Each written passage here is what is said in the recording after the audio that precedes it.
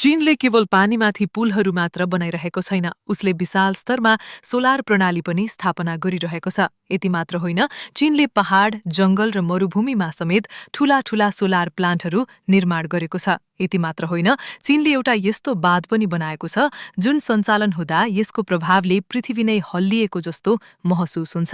यस बाँधको नाम three gorges dam हो, जुन चीनको सबैभन्दा ठूलो बाँध हो। चीन यति धेरै उन्नत भइसकेको छ कि त्यहाँ ड्रोनहरूको प्रयोग गरेर आकाशमै विज्ञापन देखाइन्छ। ती विज्ञापनहरू यति आकर्षक हुन्छन् कि पूरै शहरका मानिसहरूको ध्यान त्यतातिर जान्छ। यदि चीनमा तपाईले चालक बिनै चल्ने गाडी देख्नुभयो भने अचम्म मान्नु पर्दैन, किनकि त्यहाँका लागि यो सामान्य कुरा हो। चीनका सडकहरूमा पनि अत्याधुनिक प्रविधि सजिलै देख्न सकिन्छ। केही शहरहरूमा राति यति धेरै बत्तीहरू बल्छन् कि पूरा शहर कुनै साइफाई चलचित्रको दृश्य जस्तै देखिन्छ।